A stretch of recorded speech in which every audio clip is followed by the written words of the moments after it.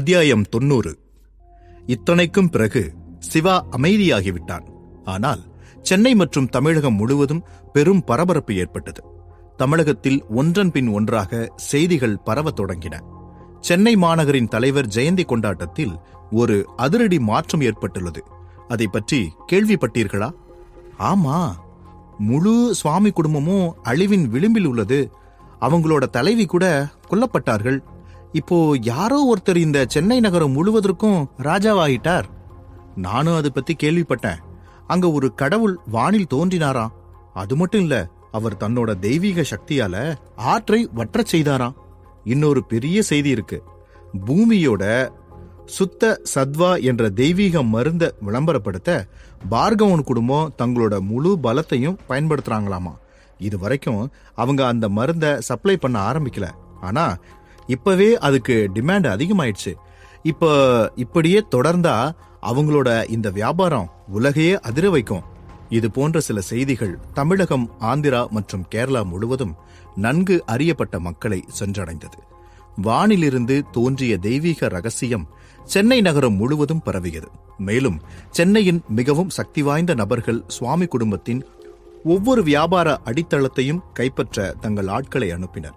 சுவாமி குடும்பத்தின் திடீர் அழிவை கண்டு சென்னை மற்றும் அருகிலுள்ள பிற நகர மக்கள் அதிர்ச்சியடைந்தனர். ஒட்டுமொத்த சுவாமி குடும்பத்தையும் ஒரே இரவில் நாசம் செய்தவன் யார் என்று அவர்களுக்கு தெரியவில்லை. நடந்ததை அறிந்து சென்னை நகரின் அண்டர்வேர்ல்டு தலைவர்களை விட தமிழ்நாடு, ஆந்திரா மற்றும் கேரளாவைச் சேர்ந்த பணக்காரர்கள் மிகவும் ஆச்சரியப்பட்டனர்.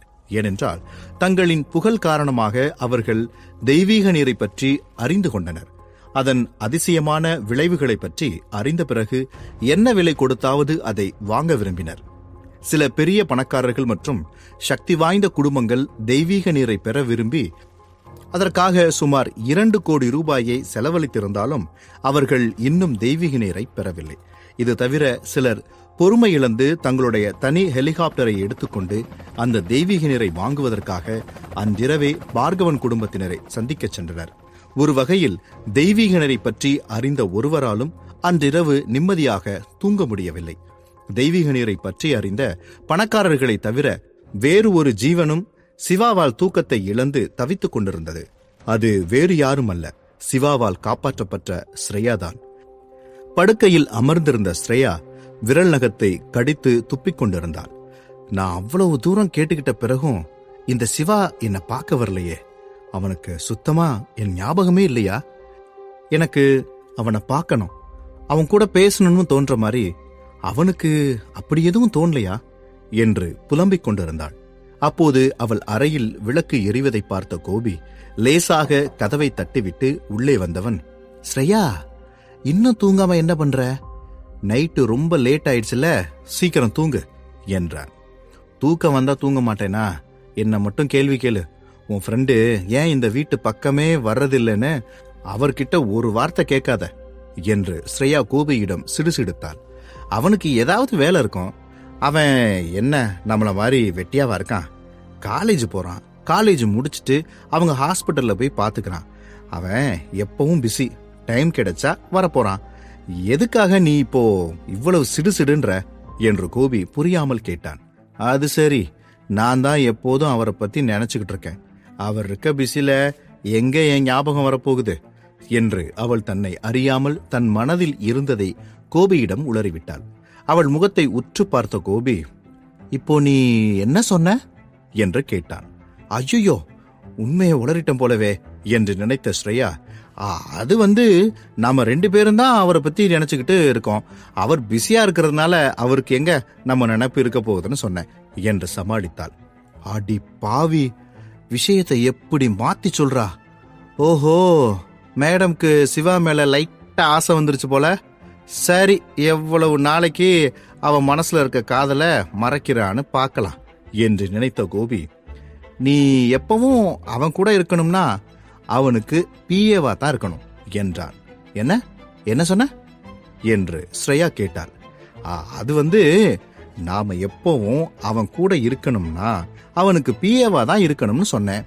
சரி, நீ தூங்கு, டைம் ஆயிடுச்சு பாரு என்ற கோபி அந்த அறையின் விளக்கை அணைத்துவிட்டு அங்கிருந்து வெளியேறினான். அட, இது கூட நல்ல ஐடியாவா இருக்கே. இங்க உட்காந்து இப்படி புலம்பிக்கிட்டு இருக்கிறதுக்கு பதிலா பேசாம நான் ஏன் சிவாவுக்கு பிஏவா போகக்கூடாது? முதல்ல இதை பத்தி நாளைக்கு சிவா கிட்ட பேசணும் என்று உற்சாகத்துடன் நினைத்த ஸ்ரேயா படுக்கையில் படுத்து தூங்கத் தொடங்கினாள். மறுநாள் வழக்கம் போல சிவாவும் மீனாட்சியும் கல்லூரிக்கு சென்றனர். நேற்று முதல் சென்னை மாநகரம் முழுவதும் பரபரப்பாக காணப்பட்டாலும் அது அவர்களின் கல்லூரியை எந்த வகையிலும் பாதிக்கவில்லை. அங்கிருந்த அனைத்து மாணவர்களும் எப்போதும் போல பேசி சிரித்துக் கொண்டிருந்தனர். சிவா தனது வகுப்பிற்கு சென்றபோது பிரியாமணியை சுற்றி பல மாணவர்கள் குவிந்திருப்பதை பார்த்தான். பிரியாமணி இப்போது மிகவும் அழகாகிவிட்டாள். ஆனால் அவள் முன்பு போல அனைவரிடத்தும் தள்ளி இருக்கவே விரும்பினாள். அவளுக்கு அங்கிருந்த அனைவரையும் பார்த்து பயமாக இருந்தது. பயத்தில் தன்னை சுற்றியிருந்த மாணவர்களை அங்கிருந்து செல்லுமாறு சொல்ல முடியாமல் பிரியாமணி தவித்துக் கொண்டிருந்தாள். சிவா அங்கு சென்றதும் அந்த மாணவர்கள் அனைவரும் தங்கள் இடங்களுக்கு சென்று தூரத்தில் இருந்து சிவாவை உற்று பார்க்க தொடங்கினர். சிவாவை பார்த்ததும் பிரியாமணி, குட் மார்னிங் சிவா என்று நடுங்கும் குரலில் சொன்னார். இதை கேட்ட சிவா, குட் மார்னிங் பிரியா என்று சாதாரணமாக சொன்னவன் பின்னர் தன் இடத்தில் அமர்ந்தான். சிவா, அது நீ ஃப்ரீயா இருந்தா எங்க வீட்டுக்கு டின்னருக்கு வர முடியுமான்னு அப்பா கேட்டாங்க. முன்னாடி உன்கிட்ட அநாகரிகமா நடந்துகிட்டதுக்காக அப்பா ரொம்ப வெக்கப்பட்டாரு. அவரு உன்னை மீட் பண்ணி உன்கிட்ட மன்னிப்பு கேட்க விரும்புறாரு என்று பிரியா மெல்லிய குரலில் சொன்னாள். இதை கேட்டதும் சிவாவின் முகத்தில் புன்னகை தோன்றியது. ஏனென்றால் ஜனகராஜ் என்ன விரும்புகிறார் என்பதை அவன் புரிந்து கொண்டான். தலைவர் ஜெயந்தி விழாவில் என்ன நடந்தது என்பதை ஜனகராஜ் அறிந்திருந்தார். அதனால் எந்த பக்கம் இருப்பது நல்லது என்பதை அவர் புரிந்து கொண்டார். சிவா தன்னை காப்பாற்றவில்லை என்றால் சுவாமி குடும்பத்திற்கு நேர்ந்த கதியை தானும் சந்தித்திருப்போம் என்பதை அவர் அறிந்திருந்தார். அதனால்தான் சிவாவுடனான உறவை மேம்படுத்த விரும்பினார். அதை பற்றி யோசித்த சிவா, இல்ல, அதுக்கு அவசியம் இல்லை என்றான். அவன் அவ்வாறு சொன்னதும் பிரியாவிற்கு ஏமாற்றமாக இருந்தது. சரி, ஆனா உன்னால என்னோட அப்பாவுக்கு ட்ரீட்மெண்ட் கொடுக்க முடியுமா என்று அவள் கேட்டாள். இதை கேட்டதும் தன் கண்களை சுருக்கி அவளை பார்த்த சிவா, இதையும் அவர்தான் கேட்க சொன்னாரா என்று கேட்டான். இல்ல, அவர் நேத்து வீட்டுக்கு வரும்போது ரொம்ப மோசமான நிலைமையில வந்தாரு. அவருக்கு பயங்கரமா அடிபட்டு இருக்கு. நீ என்னோட நோயை குணப்படுத்தின இல்லையா, அதனால அவருக்கு ட்ரீட்மெண்ட் பண்றதுக்கும் உனக்கு ரொம்ப சின்ன விஷயமா இருக்கும். அதுக்காகத்தான் நான் உன்கிட்ட உதவி கேட்டேன். உன்னால அவரை சரி பண்ண முடியுமா என்று பிரியா கெஞ்சலாக கேட்டாள். இதை கேட்ட சிவா ஆழ்ந்து மூச்செடுத்தான். ஜனகராஜ் இப்படியெல்லாம் கேட்டிருக்க மாட்டார் என்பதை அவன் ஏற்கனவே அறிந்திருந்தான். ஏனென்றால் அவர் தன் உயிரை நேசித்தாலும் இத்தனைக்கும் பிறகு சிவாவிடம் உதவி கேட்டு கெஞ்சும் அளவிற்கு வெக்கங்கெட்டவர் இல்லை. இதை பற்றி யோசித்த சிவா, அவருக்கு ட்ரீட்மெண்ட் பண்ண விரும்பினா நீ அவரை என்னோட ஹாஸ்பிட்டலுக்கு கூட்டிட்டு வா. அவருக்கு ட்ரீட்மெண்ட் பண்ண அங்க போதுமான அளவுக்கு டாக்டர் இருக்காங்க என்று நிதானமாக சொன்னான். அவன் பிரியாவிற்காக மட்டும்தான் அவரின் உயிரை காப்பாற்றியிருந்தான். இதற்கு மேல் அவன் அவளுக்காக மேற்கொண்ட எதுவும் செய்ய விரும்பவில்லை. தன் பேச்சை முடித்த சிவா பிரியாவை புறக்கணித்துவிட்டு வகுப்பில் கவனம் செலுத்த ஆரம்பித்தான். கல்லூரி முடிந்ததும் அவன் அருகே வந்த பிரியா, சிவா ப்ளீஸ், இன்னைக்கு நீ என் வீட்டுக்கு டின்னருக்கு வர முடியுமா? நானே என் கையால உனக்கு சமைச்சு கொடுக்கறேன். ப்ளீஸ் என் கூட வா. என் கார் வெளியில தான் இருக்கு, நாம அதிலே போயிடலாம் என்றார். அவளை பார்த்து மறுப்பாக தலையசைத்த சிவா, இல்ல, எனக்கு நிறைய வேலை இருக்கு என்றான். இதை கேட்ட பிரியா மனம் உடைந்தாள். சட்டென்று சிவாவின் கைகளை பிடித்தவள் கண்களில் கண்ணீருடன் அவனை பார்த்து, சிவா, நான் காலேஜ் விட்டு ஒரேடியா போறேன் என்றார். இதை கேட்ட சிவாவிற்கு மொத்த கதையும் புரிந்தது. உன் அப்பா உன்னை இங்கிருந்து வேற எங்கேயாவது கூட்டிட்டு போறாரா என்று சிவா கேட்டான். கண்களில் இருந்து கண்ணீர் வடிய அவனை பார்த்தவள், ஆமா, நீ என் கூட இன்னைக்கு வீட்டுக்கு வரலன்னா அவர் என்ன சென்னையிலிருந்து வேற எங்கேயாவது கூட்டிட்டு போயிடுவாராம் என்றார். சரி, take care of yourself என்று சிவா சொன்னான். நான் எங்க போறேன்னு கூட நீ கேட்க மாட்டியா சிவா? நான் இங்க இருந்து போயிட்டா அதுக்கு பிறகு இனிமே நம்மளால சந்திக்கவே முடியாது. ப்ளீஸ் எனக்கு ஹெல்ப் பண்ணு என்று பிரியா கெஞ்சினாள். இதை சொல்லும்போது அவள் மனதின் வலி அவளின் குரலில் தெளிவாக தெரிந்தது. அவளது வாழ்க்கையில் அவளுக்கு உரிய முதல் நண்பன் சிவா மட்டுமே. அவன் அவளை அப்படியே ஏற்றுக்கொண்டான். இந்த காரணத்திற்காக அவள் தன் மனதில் சிவாவிற்கென்று ஒரு தனிப்பட்ட இடத்தை கொடுத்திருக்கிறாள். அவள் சிவாவை விட்டு போக விரும்பவில்லை. பிரியா சொன்னதை கேட்ட பிறகும் சிவாவின் முகபாவம் மாறவில்லை. நிச்சயமா இந்த உலகம் ரொம்ப பெருசுதான். ஆனா நாம திரும்ப சந்திக்கணும்னு விதி இருந்தா நிச்சயமா சந்திப்போம் என்று சிவா தீவிரமான குரலில் சொன்னான். இதை கேட்ட பிரியா அழுது கொண்டே அந்த இடத்தை விட்டு வெளியேறினாள். ஒரு முறை கூட அவனை திரும்பி பார்க்கவில்லை. அவள் இப்படி போவதை பார்த்ததும் சிவாவின் மனதில் ஒரு பரிச்சயமான முகம் தோன்றியது. அந்த முகம் மிகவும் அழகாக இருந்தாலும் துரதிர்ஷ்டவசமாக சிவாவிற்கு அந்த நபரை பற்றிய ஞாபகம் நினைவில் இல்லை. அதை நினைத்தபடி சிவா ஆழ்ந்த மூச்செடுத்த போது அவன் காதில் ஒரு பரிச்சயமான பெண்ணின் குரல் விழுந்தது. பெண்களை உன்னோட வலையில விழ வைப்பதில் நீ இவ்வளவு திறமசாலியா இருப்பேன்னு எனக்கு தெரியாம போச்சு. அந்த குரல் கேட்டதும் சிவா தன் நெற்றியை சுருக்கினான். அடுத்த நொடி அவனை நோக்கி ஒரு அழகான பெண் ஒல்லியாக நடந்து வந்தாள். சிவாவிற்கு சற்றும் பிடிக்காத அந்த பெண்ணின் முகம் வழக்கம் போல கர்வத்துடன் இருந்தது. அந்த பெண் வேறு யாரும் அல்ல, ஜெயாதான். அவளை கண்டதும் சிவா எதுவும் பேசாமல் அங்கிருந்து வெளியேறத் தொடங்கினான்.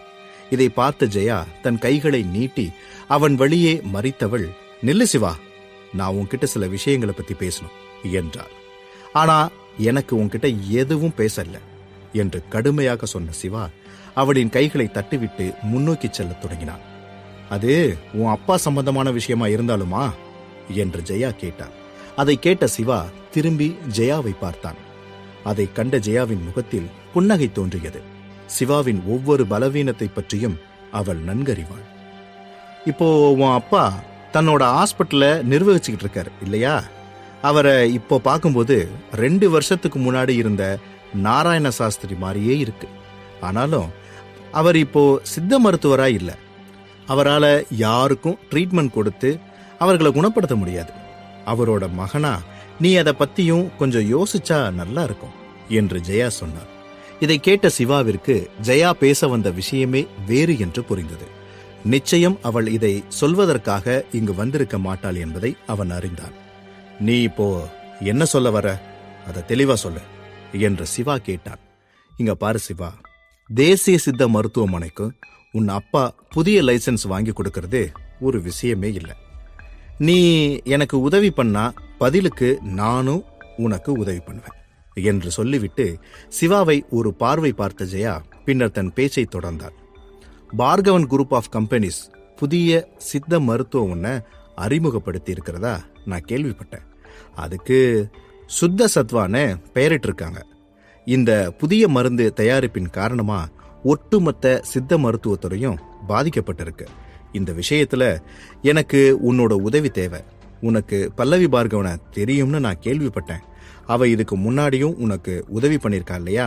அதனால நீ அவளை மீட் பண்ணி அந்த மருந்தை வாங்கி எனக்கு உதவி பண்ண. அதுக்கு ஈடா உன் அப்பாவோட டாக்டர் லைசன்ஸ் கிடைக்க நான் வழி பண்றேன்.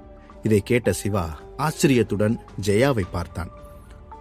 உண்மையிலேயே அவன் ஜெயாவை குறைத்து மதிப்பிட்டதாக தோன்றியது. கடந்த 2 ஆண்டுகளில் ஜெயா நிறைய கற்றுக்கொண்டிருக்கிறாள். அதிலும் முக்கியமாக மற்றவர்களிடம் பேரம் பேசுவதை நன்றாகவே கற்றுக்கொண்டிருக்கிறாள். பொதுவாக 30 to 40 வயதிற்குட்பட்டவர்கள் இது போன்ற விஷயங்களை இப்படித்தான் கையாள்வார்கள்.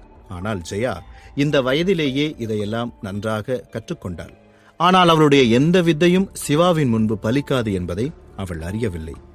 ஜெயாவின் பேச்சை கேட்டு கோபத்தில் தன் கை முஷ்டியை இறுக்கிய சிவா, என் குடும்பத்துக்கு இவ்வளவு பண்ண பிறகும் நான் உனக்கு சாஸ்திரி குடும்பத்துக்கும் உதவி பண்ணுவேன்னு நீ நினைக்கிறியா? அது உன் கனவுல மட்டும்தான் நடக்கும். ஆனா நான் உனக்கு நன்றி சொல்ல விரும்புறேன். என் அப்பாவோட டாக்டர் லைசன்ஸை கேன்சல் பண்ணதுக்கு பின்னாடி சாஸ்திரி குடும்பம் இருக்கிறத எனக்கு ஞாபகப்படுத்தினதுக்கு ரொம்ப நன்றி என்றார்.